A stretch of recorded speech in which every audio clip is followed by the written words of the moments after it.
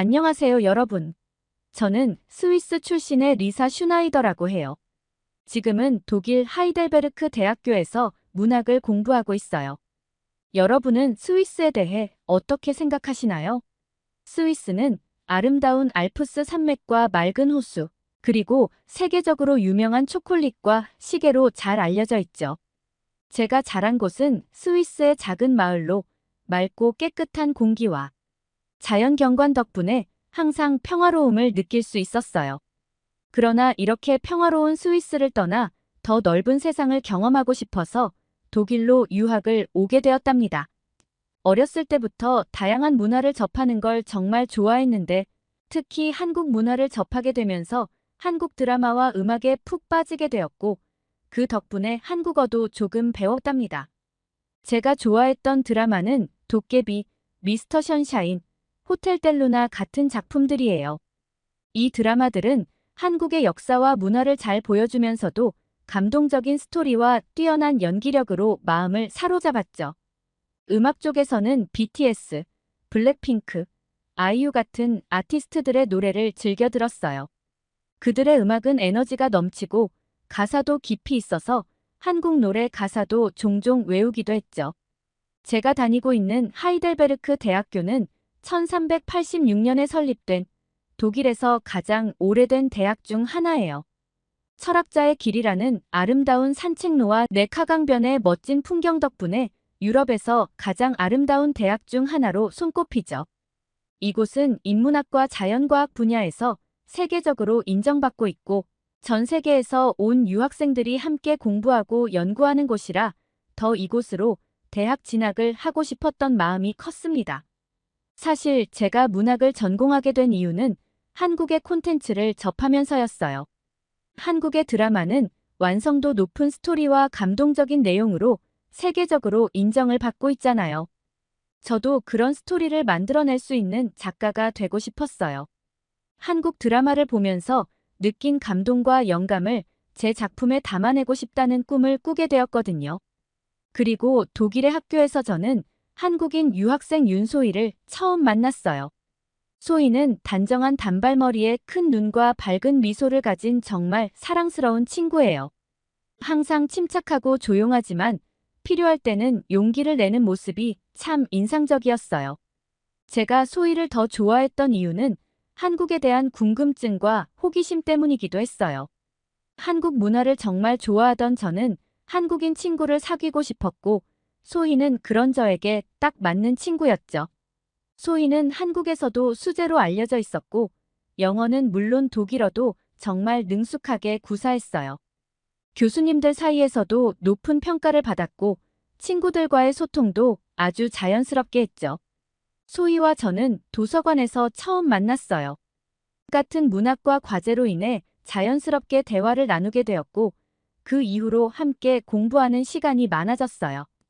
소희는 공부에 열정적이었고 저도 소희의 모습을 보면서 더 열심히 공부하고 싶은 마음이 생겼어요. 우리 대학에선 매년 특별한 행사가 열리는데요. 바로 유학생의 밤이라는 행사입니다. 이 행사는 다양한 국적의 학생들이 자신들의 문화를 소개하고 서로 이해하며 교류하는 건데요. 유학생의 밤을 통해 학생들은 각국의 전통 음식, 음악, 춤 등을 공유하면서 문화적 다양성을 체험할 수 있죠.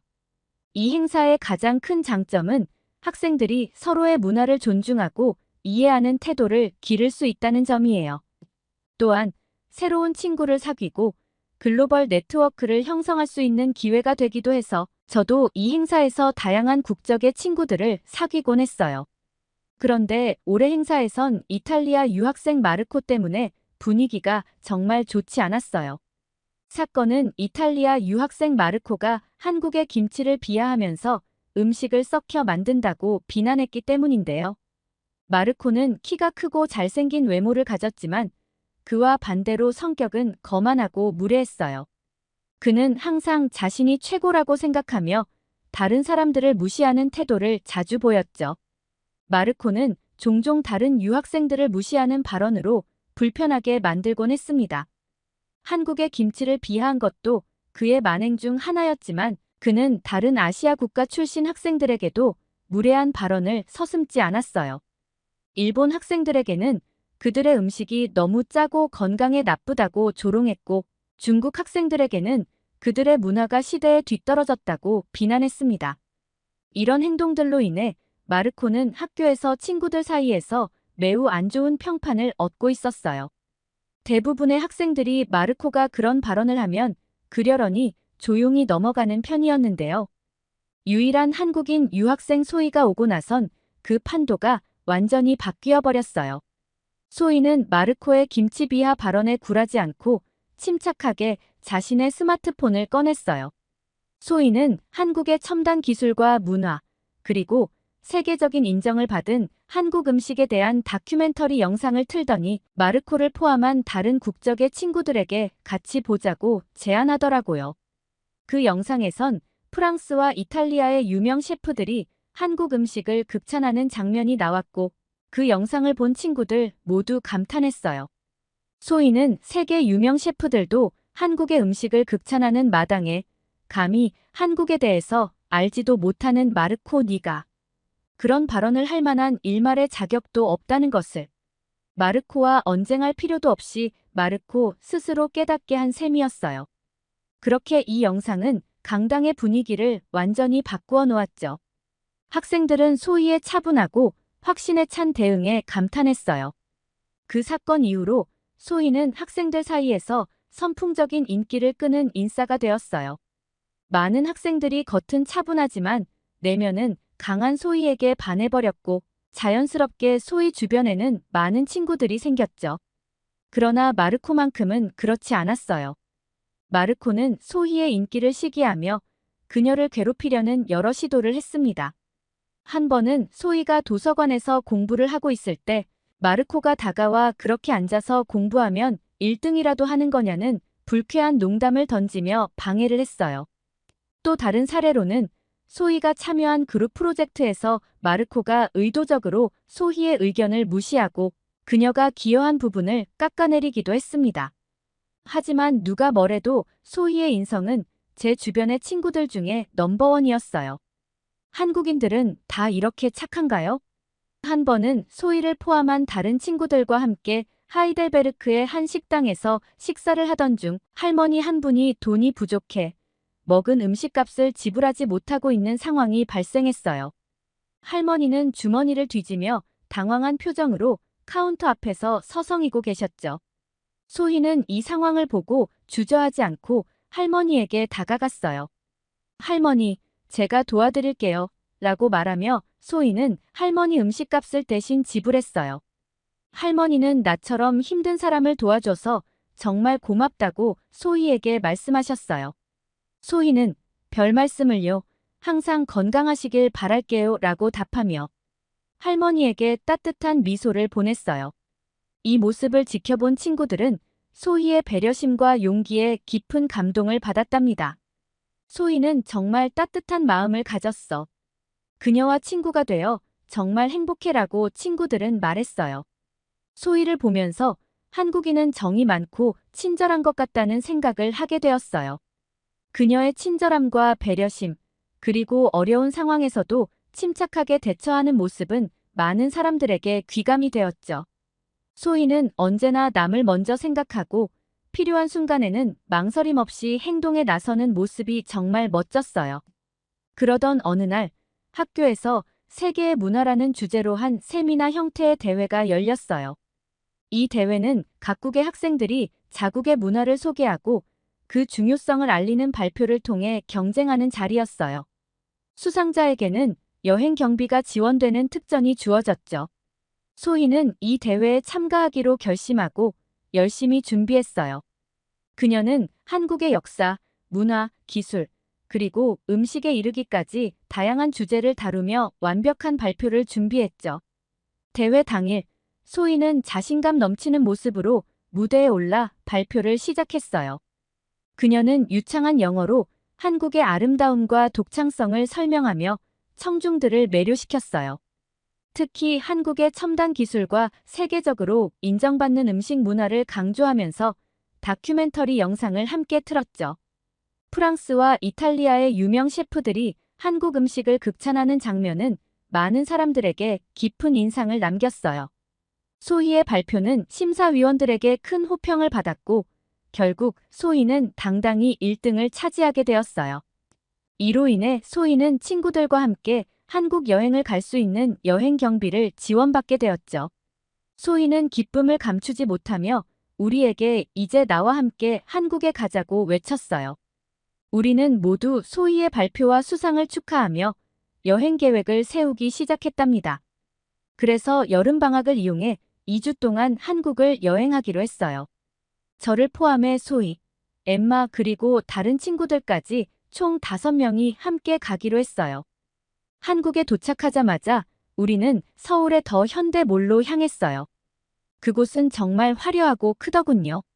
쇼핑몰 안에는 수많은 브랜드와 상점들이 즐비했고 쇼핑을 즐기는 사람들로 북적였어요. 친구들은 한국의 패션과 스타일에 감탄하며 이것저것 구경하고 다양한 물건들을 사느라 바빴죠. 특히 한국의 대표적인 화장품 매장인 올리브영에도 갔는데요. 그곳은 세계적으로 유명한 K-뷰티 제품들을 한자리에서 만날 수 있는 곳이었죠. 친구들은 각자 자신에게 맞는 스킨케어 제품과 메이크업 제품을 고르느라 시간 가는 줄 몰랐어요. 소희는 한국에서 인기가 많은 화장품들을 저희에게 소개해줬고 우리는 소희의 말을 듣고 한국 화장품을 한가득 쓸어 담았답니다. 그리고 다음 날은 다 함께 명동에도 갔어요. 우리는 한국의 길거리 음식들을 맛보기로 했는데요. 떡볶이, 호떡, 그리고 양념치킨을 먹어봤는데 정말 맛있었어요. 떡볶이는 매콤하면서도 달콤한 맛이 일품이었고 호떡은 꿀과 견과류가 들어있어 고소하고 달콤했어요. 특히 치킨을 먹을 때는 우리가 스위스에서 먹었던 것과는 완전히 다른 느낌이었죠. 한국의 치킨은 그 바삭함과 육즙이 일품이었고 다양한 소스와 곁들여 먹으니 그 맛이 배가 되었어요. 우리가 가장 인상 깊었던 것은 치킨과 함께 제공된 치킨무였어요. 처음에는 약간 당황스러웠지만 먹다 보니 상큼하고 치킨의 느끼함을 잡아주는 맛이 정말 매력적이었어요. 이 조합에 저는 왜 사람들이 한국 치킨을 그렇게 좋아하는지 이해가 되더라고요. 치킨 한 입에 맥주 한 모금을 마시니 피로가 싹 풀리면서 그렇게 맛있을 수가 없었습니다.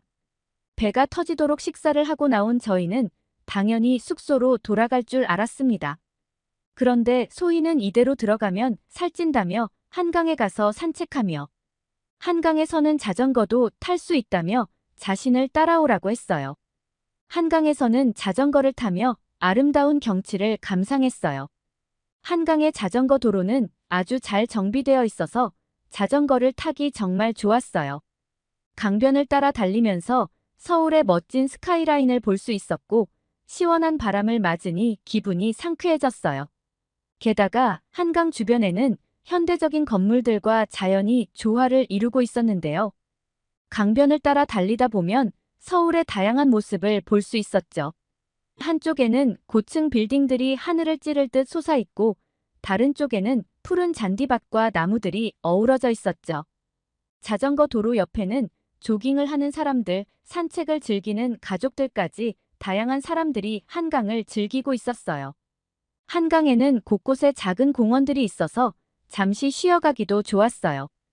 공원에는 벤치와 그늘막이 있어 앉아서 강을 바라보며 여유를 즐길 수 있었어요.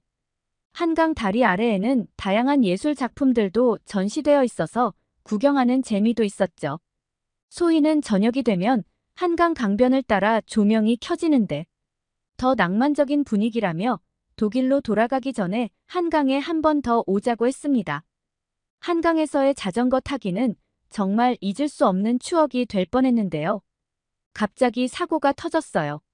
스위스 친구 엠마가 한강 여기저기를 구경하다 정신이 팔려 갑자기 자전거에서 넘어지며 발목을 다친 거예요.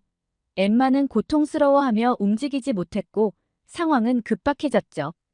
우리는 모두 놀라서 어찌할 바를 몰랐지만 소희는 침착하게 상황을 수습하기 시작했어요. 그녀는 엠마에게 다가가 부상 부위를 확인하고 일단 응급 처치를 했어요. 하지만 엠마는 고통이 심해 병원에 가야만 했어요. 그런데 엠마는 병원에 가기 싫다고 고집을 부리기 시작했는데요. 너무나 고통스러워 보이는데 무작정 병원에 안 가겠다는 엠마의 고집에 소희가 많이 당황한 것 같았어요. 하지만 전 사실 엠마가 고집 부리는 이유를 알 수 있었어요. 스위스에서 발목 골절 같은 부상을 치료하려면 병원에서 의사를 만나기까지 며칠이 걸릴 수 있고 치료 비용도 어마어마하게 비싸거든요. 간단한 엑스레이와 진료만으로도 수백 유로가 나올 수 있고 물리치료나 기타 처치가 추가되면 비용은 더욱 올라가죠. 이런 상황에서 엠마가 병원에 가기를 꺼리는 것은 당연했어요. 하지만 소희는 엠마를 설득하여 결국 병원에 데려갔어요. 여기 한국에서는 병원비가 그렇게 비싸지 않아. 내가 도와줄게. 엠마 걱정하지 마라고 말하며 엠마를 안심시켰죠. 병원에 도착하자마자 소희는 빠르게 접수 절차를 밟고 엠마는 곧바로 진료를 받을 수 있었어요. 다 같이 한국의 병원에 처음 가본 우리는 한국의 의료 시스템에 깜짝 놀랐는데요. 한국의 병원에서는 도착한 지 불과 10분 만에 접수와 초진을 받을 수 있었고 엠마는 곧바로 엑스레이를 찍을 수 있었습니다. 한국의 병원들은 첨단 장비를 갖추고 있어서 검사와 진료가 빠르게 진행되었어요. 엠마는 엑스레이와 초음파 검사를 받고 곧바로 진단 결과를 받을 수 있었어요. 발목의 상태를 확인한 후 의사는 즉각적인 처치와 함께 물리치료를 권유했어요. 엠마는 이렇게 빨리 진료를 받을 수 있다니 믿을 수 없어. 스위스에서는 이런 검사를 받기까지 며칠이 걸릴 거야 라며 감탄했어요. 한국의 의료 시스템은 정말 효율적이었고 엠마는 빠른 진료와 처치 덕분에 큰 고통 없이 치료를 받을 수 있었습니다. 또한 병원비도 매우 저렴했어요.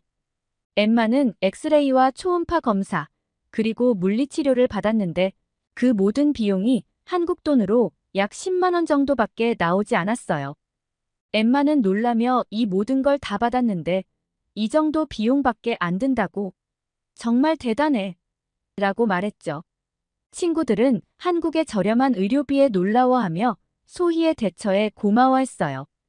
엠마를 비롯한 친구들은 소희가 한국 출신이라는 것에 더욱 경외심을 갖게 되었어요. 소희, 너희 나라 정말 대단해. 의료 시스템도 훌륭하고 병원비도 저렴하잖아. 라고 말하며 부러움을 감추지 못했어요. 저 역시 소희를 보며 한국의 뛰어난 문화와 시스템을 자랑스러워하는 그녀의 모습이 부러웠습니다. 소희는 그저 미소 지으며 한국은 정말 매력적인 나라야. 다음에도 꼭 다시 함께 오자 라고 말했어요. 한국에서의 여행은 정말 많은 것을 배우고 경험할 수 있는 시간이었어요. 우리는 서울의 다양한 명소를 방문하고 한국의 문화를 깊이 체험했어요. 특히 한국의 깨끗한 물과 환경 덕분에 우리의 피부가 더욱 뽀송해졌다는 느낌도 받았어요. 소희는 한국의 물이 정말 깨끗해서 피부에 좋아라고 설명해 주었고 친구들은 모두 동의했죠. 한강에서의 자전거 타기, 더 현대몰에서의 쇼핑과 다양한 음식, 체험 등 모든 것이 잊을 수 없는 추억이 되었죠. 그리고 독일로 다 같이 돌아왔는데 놀라운 소식을 들었어요. 우리가 한국에서 신나게 놀고 있을 때 마르코는 지옥 같은 시간을 보냈더라고요. 마르코는 학교에서 다른 아시아인들을 무시하고 차별하다가 발각되어 징계를 받게 된 거죠. 마르코는 학점 감점과 봉사활동 명령을 받으며 자신의 행동에 대해 깊이 반성하게 되었다네요. 알고 보니 계속되는 마르코의 동양인 차별에 참지 않은 소희는 마르코의 만행들을 낱낱이 기록하고 증거를 남겼고 이 자료들을 가지고 학교에 마르코를 신고했던 거예요. 그 사실이 알려지자 소희는 친구들 사이에서 진정한 영웅이 되었고 많은 학생들이 소희를 본받기 시작했죠. 소희의 행동과 인성을 통해 저는 많은 것을 배웠어요. 그녀는 불의를 참지 않고 약자를 돕는 진정한 용기를 보여주었거든요. 그 일이 있은 이후로 우리 학교에서 동양인을 차별하는 사람을 보기 어려워요. 마르코처럼 되고 싶지는 않을 테니까요. 이제 저도 소희처럼 따뜻함을 전하는 사람이 되고자 노력하고 있습니다. 오늘의 사연은 여기까지입니다. 한국인 여학생 윤소희가 독일 하이델베르크 대학교에서 어떤 영향을 미쳤는지, 그리고 그녀를 통해 많은 것을 배운 저의 이야기를 들려드렸습니다. 재미있게 들으셨다면 구독과 좋아요, 알림 설정 부탁드려요. 그럼 더 좋은 이야기로 찾아뵐게요. 감사합니다.